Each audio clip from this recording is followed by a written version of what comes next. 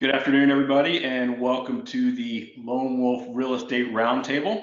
My name is Jimmy Kelly. I'm the CEO of Lone Wolf, and it's my pleasure today to present to you a power panel of industry experts with the hope and intent for them to share their thoughts and ideas, both in terms of what they're experiencing today in the market, but also plans for how to look forward into the future and things to think about to prepare yourselves. And so thank you for attending. And with that, I'm going to turn it over to Patrick Artveld and ask for him to moderate the session. I hope you enjoy the discussion. Thanks, Jimmy. Hello, everyone. I appreciate you guys all joining us, both the attendees as well as our panelists. We're gonna jump right in with some questions rather than kind of me go around the circle and introduce everybody. I'm going to ask the first question, and as we go to each of you, maybe give a quick introduction of yourself, your title, where you work, as well as some insight around the question. So my first question is, as I look across the attendees we have online, as well as even on the panel, we're fortunate to have people from all over the country join us today. So as you introduce yourself, I'm curious to just hear kind of what the current climate is, where you are, what you're hearing, what you're seeing in your kind of local market as we go around. So maybe we'll start with you, Christopher, and for you to kick things off. Yeah, I'm Christopher Alexander, Executive Vice President of Remax in Ontario and Atlantic Canada. Thanks for having me, guys. I've been looking forward to this all week. I think it across our regions in Canada, the US and in Europe, it took some time to adjust to the new reality.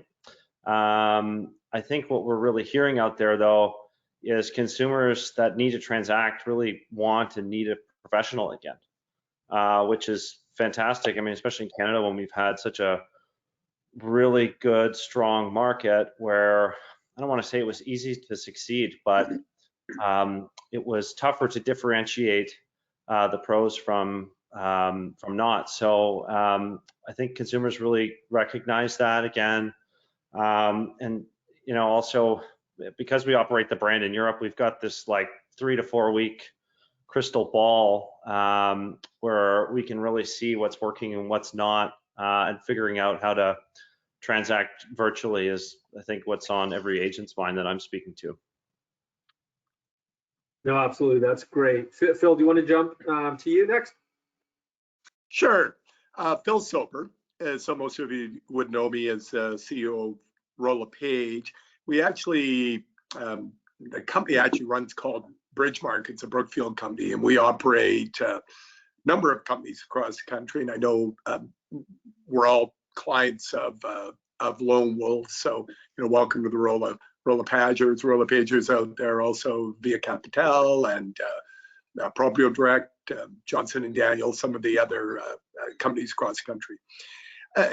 One of the really discomforting thing that our folks are running into right now is they're in their 5th week of really significant, call it, contribution to Canada as a whole. They're in lockdown. They're doing what they're told. They're asking clients to delay all but urgent real estate brokerage needs, doing the part for the communities they live in. And yet the bad times are just starting to hit them now. So there's this real disjointed feeling where actions haven't resulted in benefit yet. And I think it's something we really just have to get our heads around. We do something now, we do the right thing right now, and there'll be a long delay before we see the benefit, and we're going to see that right through 2020. So right now, depending whether you're rural or major urban, you may be just starting to see those transactions drying up, falling to the 20% of normal, whereas for the first 5 weeks, things actually still look pretty good. And that's kind of the situation we find ourselves in. No, that's great. And Richard, what about you? What are you hearing? Well, much the same, obviously, because I'm in Canada, but I'm Richard Robbins, and I'm the CEO of a company called RI, which stands for Richard Robbins International. And we're a 21-year-old coaching and training company. So we spend most of our time working with real estate agents. We do a lot of one-on-one coaching. We also do multi-day public seminars, or I should say we used to do anyway, that's a whole other story, but we got to figure that one out. But here's what I'm hearing, much to what Phil said. When it first happened, there was still some deals happening. There was people that had bought and needed to sell. There was people that had sold and needed to buy. So there were still some things happening. And I think what's happening now is that's starting to stall out a little more. And also, because I tend to work with the real estate sales agents more than I do with the brokers. We do spend time with brokers as well, but probably 90% of my business is sales agents. Is they're getting very fearful right now. What I'm hearing, their fear is coming from, you figure January, February, March, they might have written some deals. And of course, if they wrote some deals in January, February, March, chances are those deals are closing April, May, and June.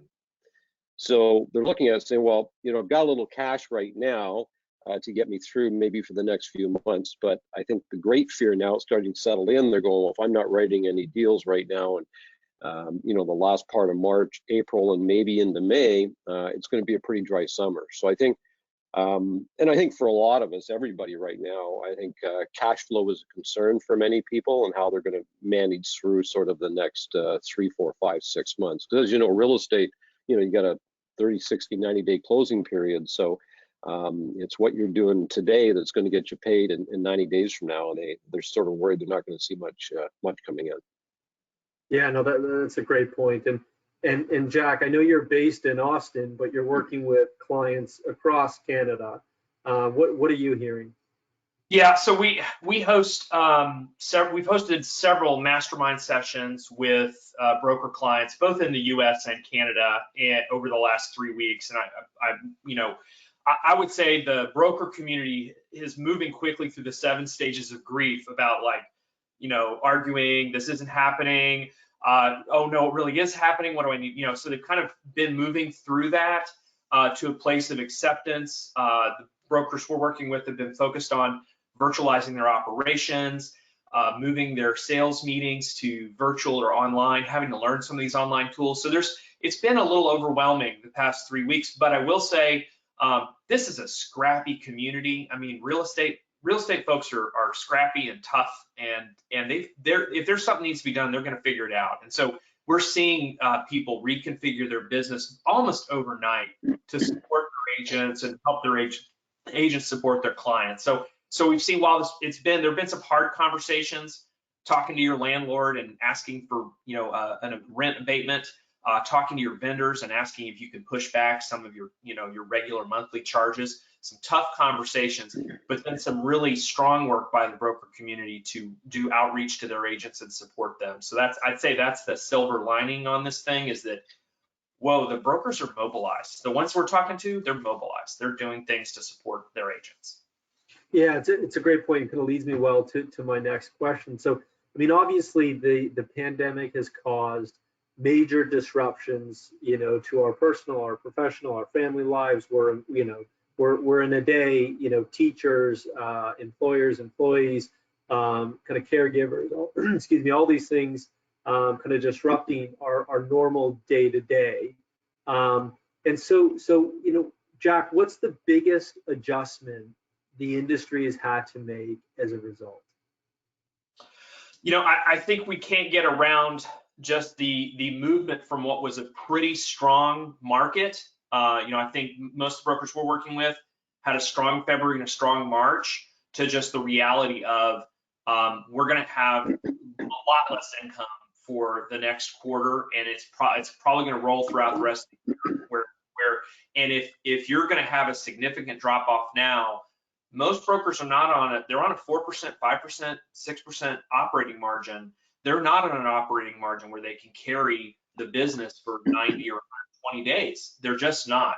So I think that's probably on the broker's financial side, the biggest operational impact is figuring out how to cut your expenses, how to shore up, how to lay people off, how to get lean fast. Because you were were rolling pretty big before, and you probably had a little bit more staff, and you probably had a little bit more money to do things, and you got to pull all that back fast. So I think that's the biggest adjustment. Right behind that is this move to virtual, and that's a spectrum. You know, some brokers are pretty savvy with technology and have been for a while, so this was an easier transition. Maybe they had people working out of home offices already, and some were not. Some were real brick and mortar based, and those have had a tougher time because they've really they have to learn some new tools quickly and get them in. Yeah, no, absolutely. And Richard, I mean, what about you? I mean, what's the biggest adjustments you're seeing kind of the industry and clients of yours having to make? Well, I think quite honestly, a lot of people are wondering what to do, like all day.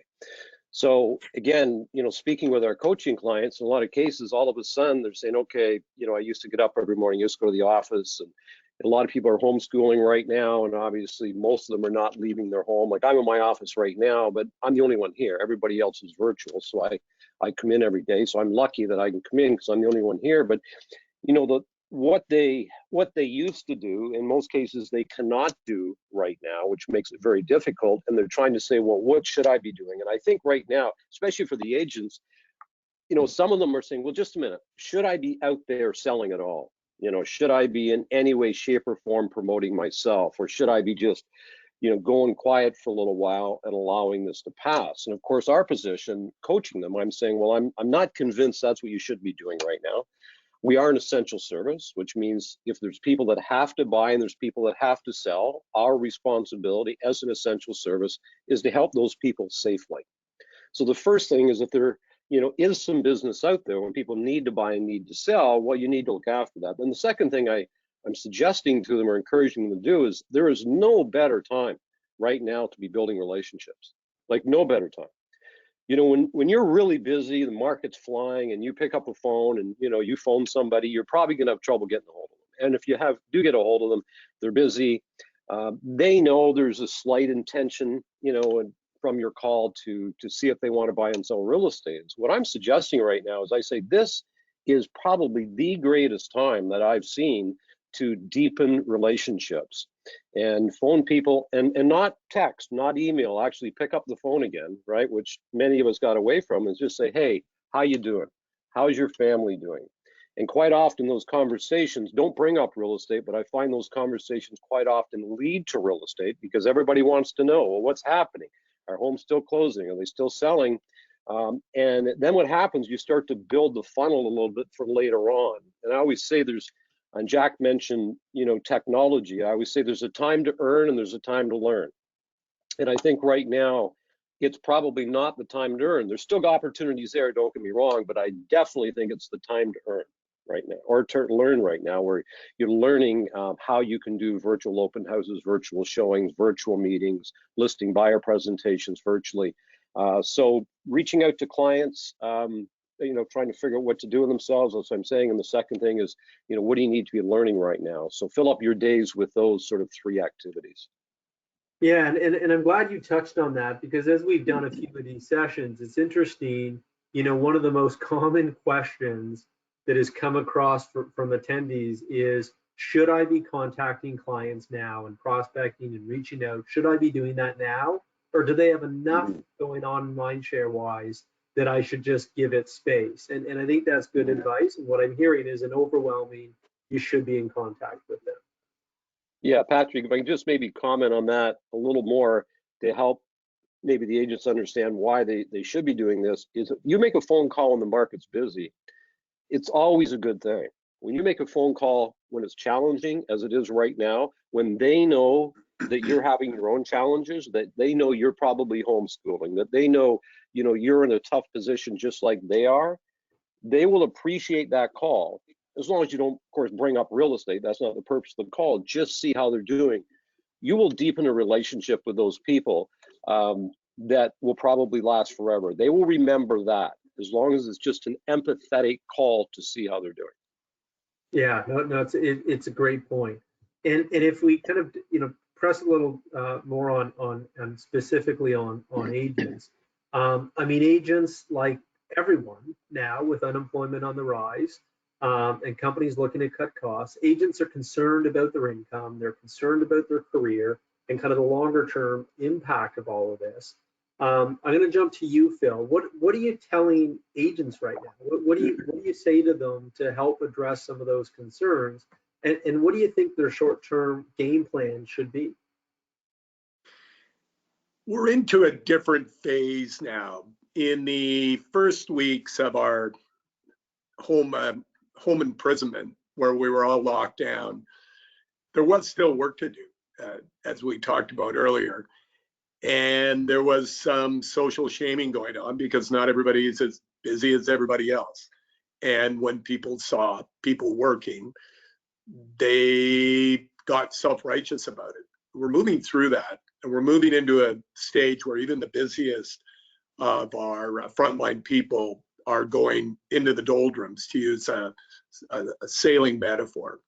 And another sailing metaphor that popped into my head, we've got all these leaders across the country, these people running brokerages that have done a great job for 5 weeks of telling people to hold the line. They're having office meetings. They're having people like those of us on the screen pop in and say hi and drum people up. Now we're moving into the phase where we know it's going to get better. We know restrictions are going to lift, but no one knows when. So it's that horrible waiting that it's like you're the captain of a ship sailing to the new world. You know it's out there. You just don't know how long it's going to take. You don't know when you're going to hit land. You don't know what to do to keep the crew from mutinying. You want to keep them engaged. So you have them scrubbing the decks every day. You have them going through the routines as if landfall could have been right then, but you don't know. And it is a challenge for leadership and a challenge for frontline practitioners. How do they keep themselves motivated? How do they prepare for something that they don't know is coming? So I think the key for leaders is repetition's okay. It's okay to get engaged again, have another branch meeting, to reach out and talk to people, including, I will point out, the people you've had to lay off temporarily. Include them in your communications, include them in the family, because you fully intend to rehire them once there's something for them to do. And just keep morale up to the best you can and prepare for the inevitable releasing of these strict stay-at-home conditions. We're starting to see it. We saw some opening this morning in Quebec, which has been our most locked down region of the country. It was very encouraging. I'm starting to see some things in British Columbia and Saskatchewan that are very encouraging in terms of the early discussions with industry leadership about easing back into a state of normality. Then, of course, our agents have to be both engaged but patient, because people are still going to be frightened. People are going to be worried about having strangers into their home, particularly if they skew a little bit older. And so we're going to have an imbalanced market with eager buyers, particularly first-time buyers, and a dearth of listings where we're wondering what the hell we sell these people. So it's going to be this next stage. Jack talked to the 7 stages of grief. We've got several stages that we're going through just operationally in this crisis. And this middle one is probably going to be the toughest, because revenue is going to be low. The end is ill-defined. We're ready to go, but we can't go. So we're just sitting there and waiting. So keep engaged, keep doing the right things, and we'll be let out of the starting blocks soon. Yeah, no, absolutely. And Christopher, what about Remax? How are you guys helping agents? What are you saying to agents? What are your thoughts? We're doing everything we possibly can to keep them focused on handling current market conditions and consumer needs. I think we touched on a little bit, lockdown measures being a little bit restricted lightened. That has done wonders for people in our European regions. That just has completely changed their psyche. And Rich, I know you were on a webinar with them a couple of weeks ago, but when they're seeing this light at the end of the tunnel, it is having a dramatic impact on everybody's outlook that the end is coming. So, and also, Phil, with your good metaphor with the sailing, I keep thinking to myself, it's interesting. I mean, we're in an industry where things are unknown. Okay. You wake up every day as an agent, you don't know if you're going to make a deal today. No matter what, no matter how good you are, you may or may not make a deal today. So we should be ready for this stuff, but I don't know if it's because everybody's in the same boat or not. It feels different, doesn't it? Yeah. Keeping people focused, empowered. I mean, that's been the big thing for all of us as leaders and coaches and consulting companies, Jack. Like that's what everybody's really been focused on, is keeping our people positive, because we know this is going to end. I mean, Canada's had a housing shortage, inventory challenges for more than a decade. So we are going to have a market when this is over. We're even going to have a market in between. I mean, there are still deals happening out there, and it's just getting agents ready. The other funny thing is that we've had all these virtual tools at our disposal for years now. The only difference is we have no choice but to use them. So it's very interesting watching even the most savvy people with technology get their heads around not being able to see people. But it's inspiring too. I mean, like, people are finding a way to help people buy and sell homes in these challenging times, and it's refreshing. Yeah, no, One thing, if Patrick, if I could just ask you. Yeah, please. Most of our boardrooms, I'm sure, for some time have had like webcams set up, and I don't know about you guys, but we tended to just go with verbal conference calls if we were dealing, and suddenly everybody is used to doing exactly what we're doing now. What do you think? Do you think this is going to be a change? That I think it is. We're just not going back. We're gonna have a lot of meetings like this. They're really efficient. Who's looking forward to not flying everywhere all of the time? Exactly. Yeah, Exactly. it's amazing as you spend all this time at home kind of reflecting on the past however many years. You think of how many meetings you've gone to where you've gone on a plane, sat in an airport, been delayed, been away from your family, lost all kind of the opportunity cost of time, when the reality is how much you can accomplish using these tools. Yeah, it's true. Should have bought Zoom stock. And so what's interesting is you all kind of touched on an interesting point, which is the market may be slow, but it hasn't stopped. And I know a number of you and kind of we're based in Toronto, which often is its own kind of market in its own, where you still have kind of multiple offer scenarios taking place, and real estate is an essential service in most places in North America right now still, and people still need homes. And so what could brokers or agents be doing to get new business coming in?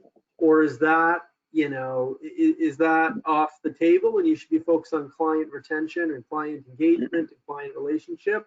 Or is there new business to be had during all this? And so I'd love to hear from each of you on this one. So maybe we'll start with you, Richard. I call it being ethically opportunistic. So there's opportunities there, but we have to do them in an ethical way. And I think we all have to be extremely sensitive right now about the way we market and any content we push out. So what I'm seeing is, I was speaking with one of our coaching members this morning. He's from Calgary, and he's got a fairly big team, and he said for the last 10 years I haven't been making any phone calls, right? I've been busy, lots going on. And he said, when you mentioned it a few weeks ago, he goes, I got off the phone right away, and he said, I made 20 dials and I talked to 17 people. And I was talking to him this morning because I'm going to interview him next week. And I said, well, how are your calls going? And he told me, and I said, well, let me ask you this. I said, of the calls that you're making, are you getting leads? He goes, leads? He goes, I got more leads right now. And he said, some people want to do things right now. Like he said, I'm dealing with a divorce, right, situation. I called somebody and I'm dealing with a divorce.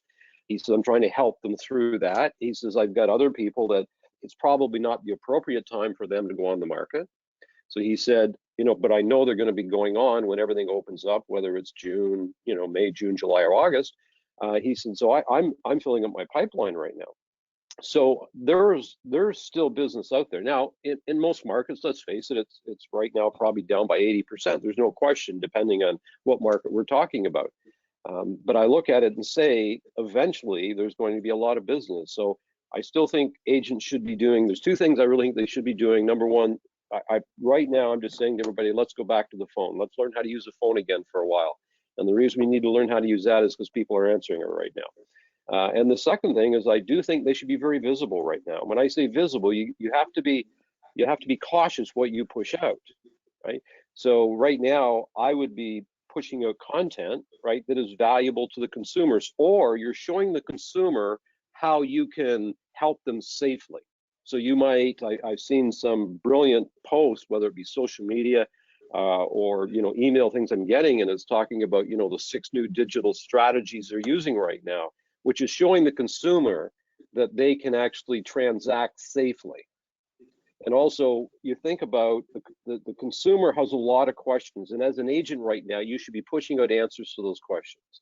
Like what's going on in the marketplace? They want to know. Are homes even still selling? They want to know, right? If a home does go on the market, how are you showing it? They want to know. So this is a type of content that I think is very, very sensitive to the situation, is showing your level of expertise, right, and how you can transact safely.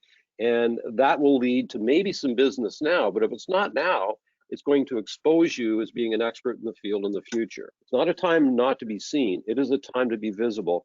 And as actually Tom Story, he's one of our coaching clients, and he always says that visibility is sometimes more important than ability. No, that's a great point. Jack, what about you? Yeah, so I mean, your metrics have to change a little bit right now. What you're tracking and paying attention to. I think once an agent has done the process, you need to sort who you were working for, because a lot of the people that were in the market have now hit the pause button. They're not in the market. So you need to quickly resort and say, who do I have that's still serious and still needs to do something because of their situation? They just got divorced, they had a death in the family, or they had something happen where they need to move. They got a new job and they got to get there no matter what. So there are people that still need to transact right now. So laser focus, make sure you identify those people. Everyone else has probably hit the pause button because of the market right now, and they need really 2 things from our industry right now. They need expertise and knowledge that we have, and they need our concern. They need our empathy. We're social connectors. This is a social industry. And I think that if you reach out to them, you don't even have to talk business. And by the way, this is how I've seen many, many agents be very successful. They'll pick up the phone, they'll have conversations with people. They never bring business up. They don't have to, because their sphere knows what they do. They've seen their materials. They see the stuff that they put out. So you got to measure connectivity. You got to look at your engagement. And so I'm saying for a lot of people, up your engagement, be socially present, switch your socialization. This one I did personally. 3 weeks ago, I said it's a Friday night. I haven't seen anybody in a long time. I'm going to host a virtual happy hour. I put a Facebook invite with a Zoom link, sent it out. I had 30 people show up who just had nothing else to do that night, and they just wanted to see other people in their community that they were connected to. And this is my local community here in Austin. And it was great. I thought it was going to be an hour-long happy hour, say hi, talk about stuff. We were on for 4.5 hours. And then people asked if I would do it again.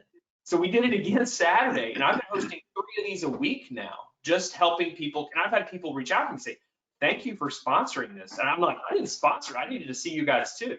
So that's how hungry the parents have been locked in. They don't have any other parents to complain to and say, oh my God, this homeschooling is a disaster, right? So they're desperate for connection. Real estate people are connectors, and just be a connector. You don't have to sell right now. Just be there for your people, and that's going to do for you later. Yeah, and the best part about that party is you don't have to clean up after. Yeah, exactly. There's all the mess is over on your side. You take care of yourself. Great. I was going to say, Jack, after 4 hours, how much did you drink? That's what I want to know. It's weird. Gen X has hit this switch where we all drink fizzy water now. Nobody actually drinks alcohol anymore. Is that because it's week 5? I don't know. Maybe it is because it's week 5 and all the alcohol's gone. But but it's a phenomenon. I've noticed that one. That's a trend. I've noticed it. Yeah. A lot of dry counties in Texas too. It's true. And Christopher, what about you? What are you guys telling kind of your brokerages in terms of trying to keep new business coming in? Well, I think what consumers and even agents are forgetting is that there's a difference between social distancing and quarantine. We're faced with this inherent challenge. We need to help people that need to move. There are so many dangers of people that could end up in financial ruin or homeless if we're not able to help them. But we're also walking this fine line of doing it in a safe manner. And I think the industry has been really, frankly, nervous about that for the negative backlash that could come. And some of the stories I'm hearing from smaller markets across the country are pretty scary. But we got to help people buy and sell homes. I mean, that's what we do. We were declared essential for a reason across the country. I know we can figure this out as an industry in a safe way. So in an odd way, Rich, I think you'll appreciate this, is you got to work with the now business, the people that actually have to work now, which you have been telling, and we tell people, and I'm sure you do, Phil, you got to work with the motivated ones. We're just being forced to do that now. We don't have a choice. So we've got to find this fine balance of, keeping people doing transactions in a safe way, but not crossing the line of, having boatloads of people come through a property and putting people potentially in danger. Yeah, no, that's a fair point. And Phil, I'm going to put a bit of a spin on the question here, because personally, I'd just love to get your view on it. I've heard from a lot of kind of friends, clients who are dealing with clients of theirs who are in a tough situation where you bought, call it 6 weeks ago or 8 weeks ago, and you're just listing your home, getting ready to sell, and now you're stuck with your feet in two canoes, and you don't have line of sight as to when you're going to be able to sell, how you're going to be able to sell, and what it does to your value. What do you tell them? How do you give them some reassurances? I think you have to start with the situation we're in as a society. Every single province enacted a state of emergency. Every province still has a stay-at-home, essential service, business conduct only. So we are still in the place where most consumers would find it really uncomfortable for any kind of marketing or sales overt. I mean, Rich, the way you put it, sort of morally opportunistic, ethically opportunistic, it's correct, but I think it has to be done in a helping way. So we're still in the phase where we're helping. And yes, there's some business being done, but it's so little relative to the number of registrants in the country. Most of our people would tell us there's too many bloody agents in this country anyway. Just multiply that by 5 or 6 or 7, because that's really the number of agents chasing the very small number of transactions that are going now. So there is an inherent waiting, a patience that most of our people will have some business. And if they do have a client who needs to move, or frankly, who says, I think now is the right time, I truly believe we can conduct ourselves in a way that is safer than almost any of the other essential service businesses that I see operating right now. Certainly more than a grocery store or takeout food or something like that. So we can operate very efficiently and safely right now. So if the client has, in your question, Patrick, if the client is mentally ready, then we can be there. And I see no problem moving forward right now. I think we'll move away from this complete lockdown into an ease into regular business. And our agents out there they can listen with one ear, but they also have to listen to their manager and their the company leadership or the company they're involved in to take the key or the clue as to when we're moving into the next stage. And I know leadership around the screen here will be taking the advice of public health authorities and our political leaders, and they will let us know through language and through legislation that it is okay to ease back into normality, strict social distancing, all that sort of thing. That changes the game. And I think what happens in that stage is we're struck with the reality of having more buyers, more people interested in a deal than we'll have people interested in selling their homes. Because as I said earlier, it's riskier to have someone into your house when you're not there than it is to go into a house where you've got your own behavior to keep you safe.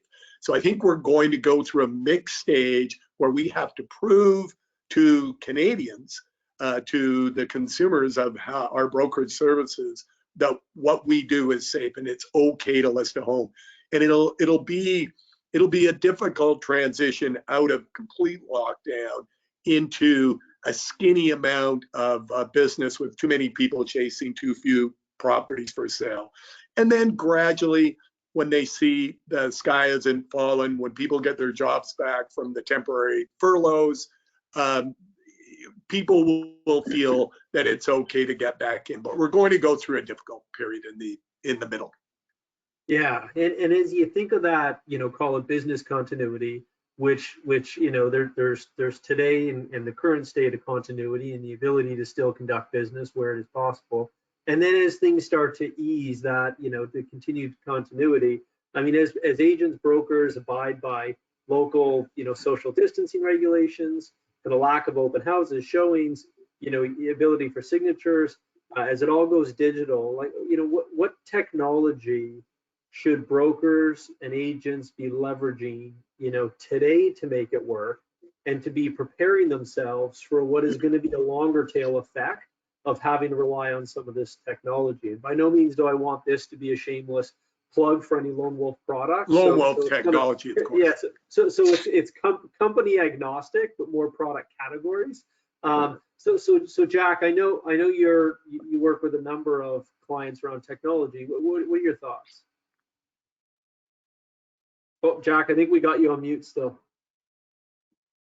There we go. We just published a resource guide on technology for the industry at realestatealmanac.com. So if you go to realestatealmanac.com, we have a list of industry leaders, franchisors, but we just published the Tech 500 list, which is we went through about 2,000 companies in the industry. Many of these we've worked with before with our clients, and we kind of culled the ones that we thought were the preferred or quality vendors in the industry into about 70 different categories. So it's a good resource if you're just looking, saying, hey, I'm looking for a solution that does X, Y, Z. We've already organized it for you so you can go look them up. And then we're going to be doing future guidance on that.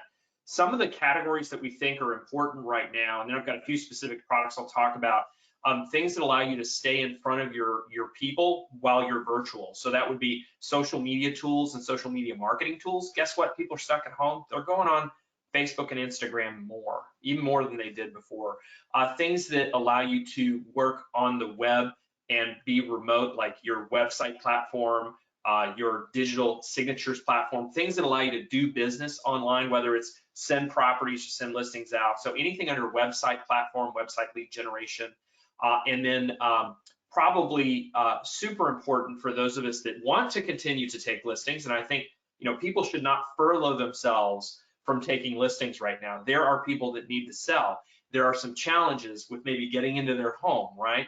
And with getting buyers into their home. So the virtual tour category, we think, is a hot category right now for obvious reasons.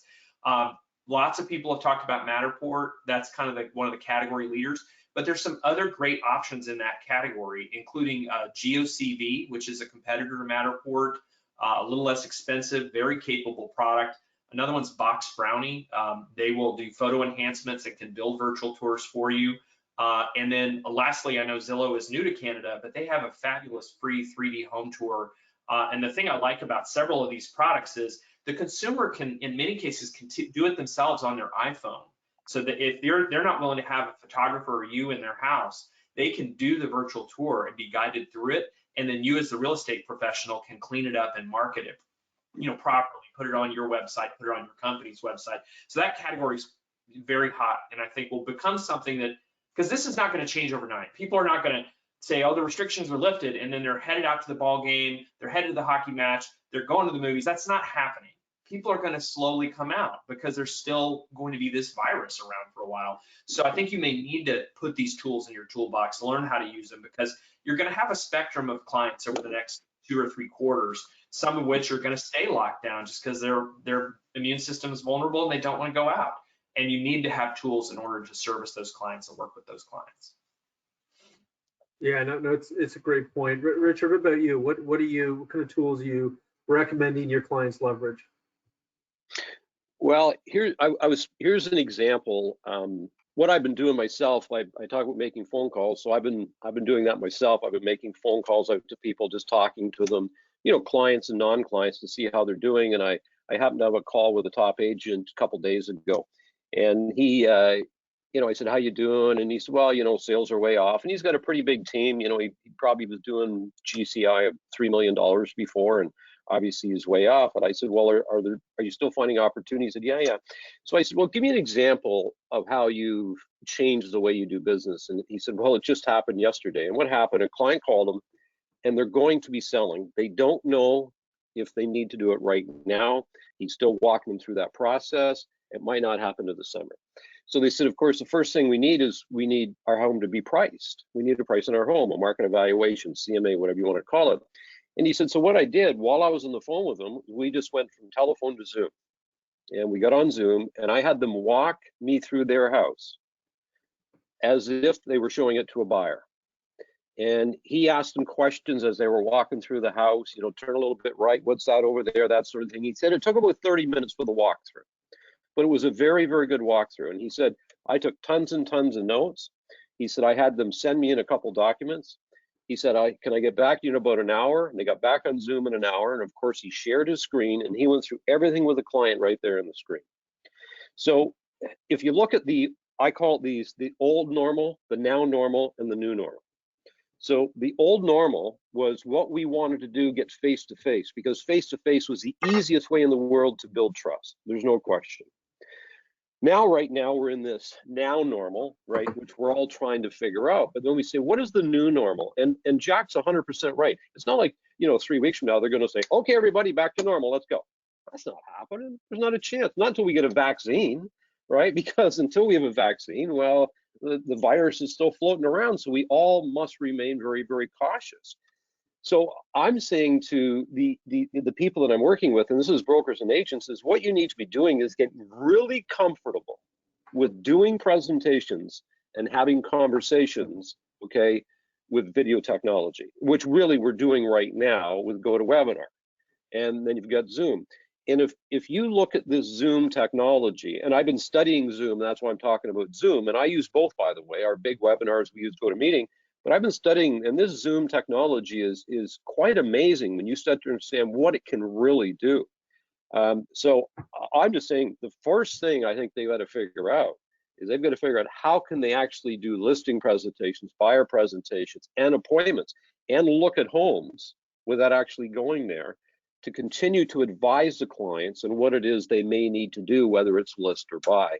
So right now, we're actually doing, we call it target training, but we're going to do some target training with our coaching members on how to use these technologies. We're going to utilize agents that are using it, and they'll basically be like a 90-minute tutorial where they can have questions, and we'll show them exactly how to use these technologies, so that when we come into the new normal, and the new normal will not be the old normal. This is going to change the way we do business for a while, because the adoption of technology in the next 3 to 4 months will probably be as much as it might have been if we hadn't gone through this period in 3 to 4 years. Because now we're becoming proficient with it, and all of us sitting right here, and probably everybody watching, we're getting more comfortable every day having these conversations. At one time we go, that was a little weird. You know what I mean? Like, yeah. I'd rather go sit and have a beer with Chris or Phil or Jack than do this. But guess what? This could become our not we're still going to see people, but I mean, we better get used to this right here, because as people get used to it, they don't mind doing it. Yeah, that's a great point. And so if we kind of shift ourselves a little bit, we've talked about the business continuity, leveraging some tools to enable that business continuity, how to maintain existing and potentially new business. What about, kind of shifting towards preserving bottom line? And so that is obviously front and center to many brokerages. And so what are you guys doing or recommending from an operational perspective to brokers to help them manage their bottom line, and what should they be thinking about or looking at now? And so maybe we'll jump to Christopher and then Phil on this one. Well, I think, Jack really hit it on the head earlier. Right now, it's really about cash flow projections and managing expenses. Patrick, I will say I've had a number of your customers say, why isn't there a cash flow projection feature on Lone Wolf? That would probably be really helpful right now. But it's really, it's kind of like we're going into December, January, February all over again, but worse or more challenging. And we've got a big regional team that works with our brokers day in, day out to make sure that they're doing the things they need to do. We've got consultants that we can refer people to, but I don't want to say it's about penny pinching, but the next stretch is really going to be about managing your expenses, working with your landlords, talking to the banks, taking advantage of the government programs that are available. I think our associations, are doing a really good job and doing the best they can to get the governments to understand how our business works, because some of the help that they're putting out there doesn't really work for the brokerage business. But our government's been very flexible so far, and I think that they will step up to the plate when they need to. But that was a really long roundabout way of saying you got to preserve cash and manage your expenses more than ever before. Yeah, no, fair enough. Phil, what about you? How are you encouraging, or what words of wisdom are you giving brokers to help kind of manage that bottom line? Oh, Phil, I think you're on mute.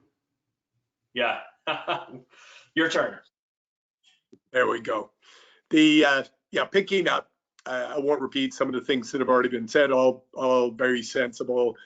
I wouldn't be presumptive that just because you have a contract, just because you have a lease, just because you haven't done it a certain way before, doesn't mean in a crisis things won't change. I don't care how big the landlord is, how big the bank is. People are going to listen differently now than they would in other times. They'll also listen to reason. If you put together your situation rationally and explain to them, for example, with a landlord, you've got a 10-year lease. This is what I pay you over 10 years. I intend to grow, so I could become a bigger and more important client. And I'm part of a large marquee national brand, which will bring prestige to your properties. And I need some help. And over 10 years, that might represent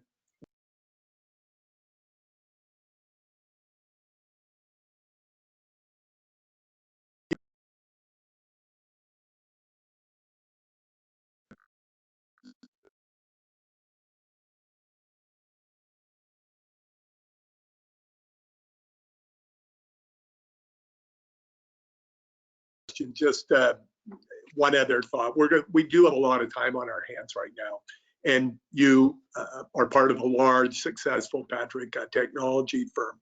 But one of the things I've always felt is important is not to get too enamored with the glittering disco ball of the latest tool.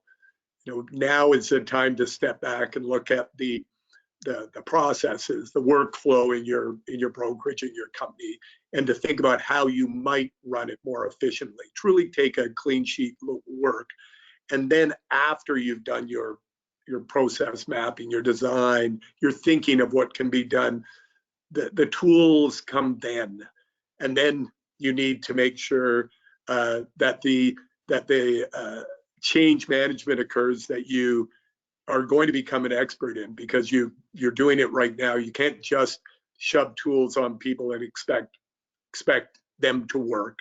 You're going to have to walk them through it, and you should get that expertise in-house. If you're a big brokerage and you have multiple managers, you should have a manager that is an expert in change management. If you're a small brokerage, it's something you should learn, because it's not going away, and there's going to be various stages that of change in this industry that you're going to have to manage.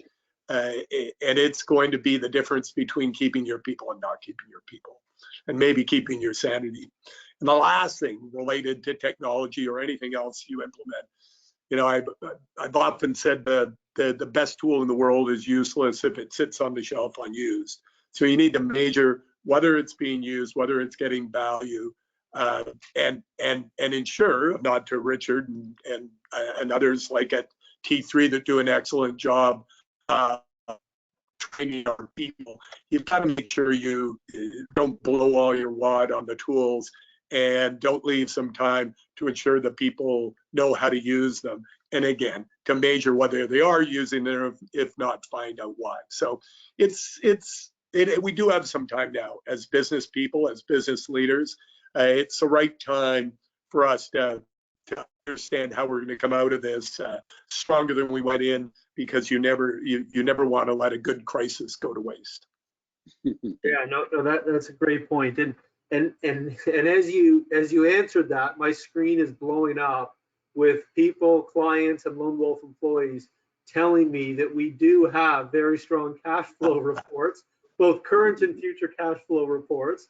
And so what we'll do is maybe we'll send around to the attendees a link to where that report is, and maybe some guidance, but the good news is it's there. I would love to take credit and say we just coded it the last 3 minutes, but apparently it's been there for years. And so, and look, that's fast development.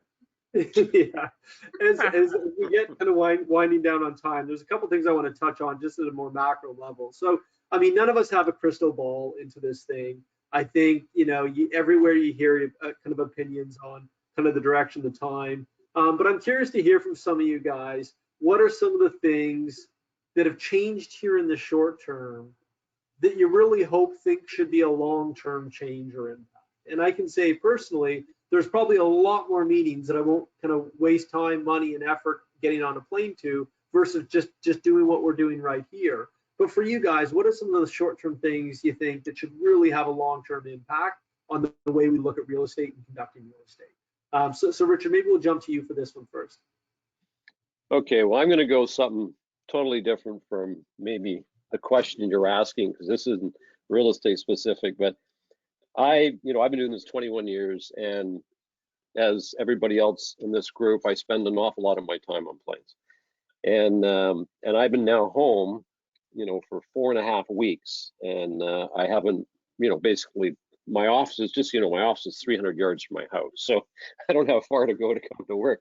And it's, my wife and I have been talking a lot about exactly when we're going to get a divorce. I'm just kidding. That's not the case. but another 4 weeks. Yeah. So here's what I know. I remember 89, 90 when the market crashed. I remember 9/11. I remember 07, 08 financial crash, and what's going on now. And what I know is every time I've come out of one of those challenges, I've been better after. My life has been better after, for whatever reason. And you don't see it when you're in the middle, but when you come out of it, you realize there was tremendous gifts in that. And that's what I mean by there's a time to earn and a time to learn. And I think right now we're all learning. What I'm personally committed to, and I've even talked to a lot of our clients, is the same thing, is that, maybe this slowdown is good for us to realize that we don't need to be rushing, moving so fast all the time. And I know that's sort of been a bit of an experience for me. And I remember that when I went through it back in, 07, 08, I came out of it. And at that time, I simplified everything. Our company was larger. I decided to, I had an office in San Diego and shut that down and made a lot of moves that enhanced my lifestyle, made my lifestyle so much better.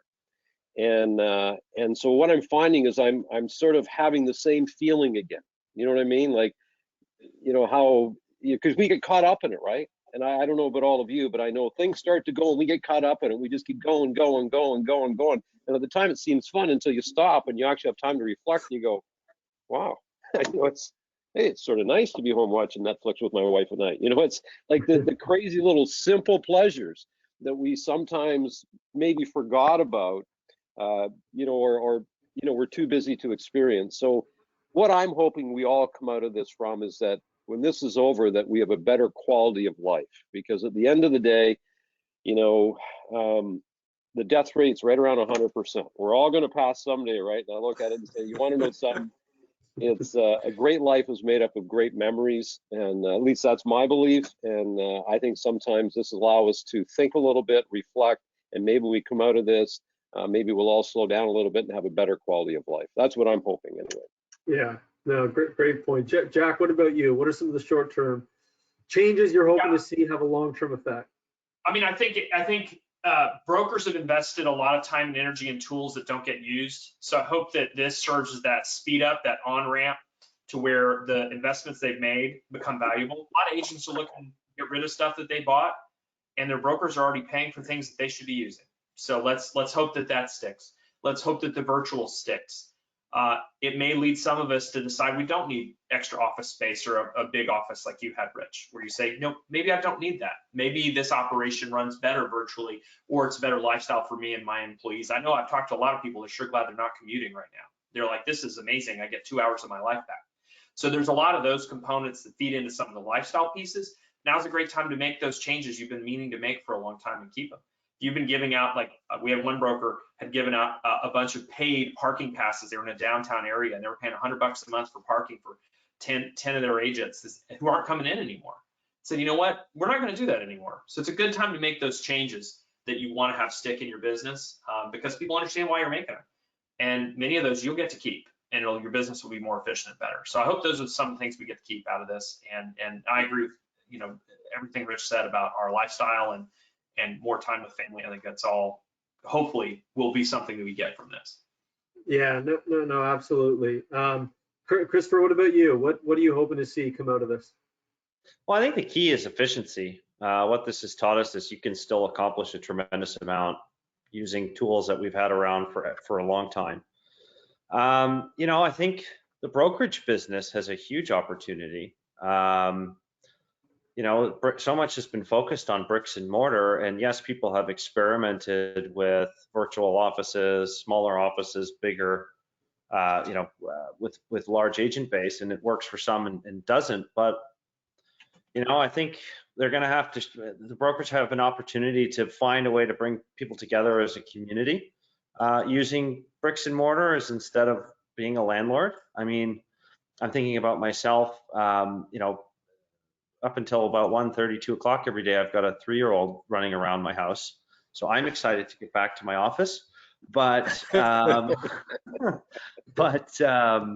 It's funny because you say that as I see my 4-year-old making bad magic potions behind me in the distance. But there's going to be a lot of people that this works for them. And so I think it's a big opportunity for brokerage, to maybe get some margin back.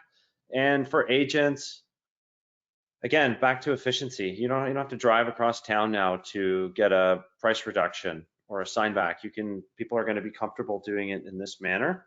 And I think, just to be philosophical like you, Richard, to me, this really feels like a global reset. We were so used to instant everything, instant gratification, on-demand everything. Now we're being forced to kind of step back, embrace the world around us, and make do with what we have. Everybody's cooking all the time now instead of ordering what have you. But this is a great time for all of us to kind of soul search a bit, find out what's most important to us, and focus on that coming out of this. So that's what I'm excited about. Great. Yeah, absolutely. And Phil, I'm going to give you the last word on this as we wind things down. Sure. Well, 3 things come to mind, and the others have touched on the first one. We're in the real estate business, and my parent company, Brookfield, is probably the largest commercial landlord in the world, and yet I don't think we need as much as we have. And I think that'll really hit home as we roll out of this thing. People look at their space and say, it's just a lot of space for the business we're in. Second one, I think one of the sort of flips from this will be, we'll really appreciate the ability to get our teams together. The Zoom meetings are great. We've had the big ones like this, and they're great. But wow, people are really going to relish the opportunity to be at a T3 summit or something like that, to get together, to learn, and then to mix and do what real estate people do well. So, and if there's one thing I love is when I see something that I'm taking for granted, that I suddenly take it with more personal appreciation, like music. I've been listening to more I've got a nice high fidelity audio system, which I just have been too busy, and it was just easier to listen to stuff streaming on a radio while I'm taking some time to listen to it during this time. And then the final one would just be a personal thing. Pretty active guy in terms of all the games I play, like Golf Rich and that sort of thing. But I've gotten in the habit of working out every morning, in my case, on a Peloton, and I really like it. And I used to say I didn't have the time for this, and now I find I do have the time for it. Might be shorter some days than other days, but wow, what a great way to kick off the day and get the blood running, because I know I'm going to be sitting in this bloody chair with my bum imprinted for hour after hour, meeting going back to back to back. So it's like the blessing time of the day to get on that bloody bike. That's great, and a good visual for us to wind down on. You look a bit thin, Phil. So to everybody attending, which looks like several hundred of you, we really appreciate you guys joining us today. To the panelists, it's always great to hear your voices. It's great to see your faces this time. It's great to hear your guidance and wisdom now more than ever, for not only myself and our clients. So thank you for the time, and thank you for everyone for joining us today, and stay safe. Thank you. Thank you, Patrick. You too, and to you guys. Look forward to meeting in person. Everybody. Yeah.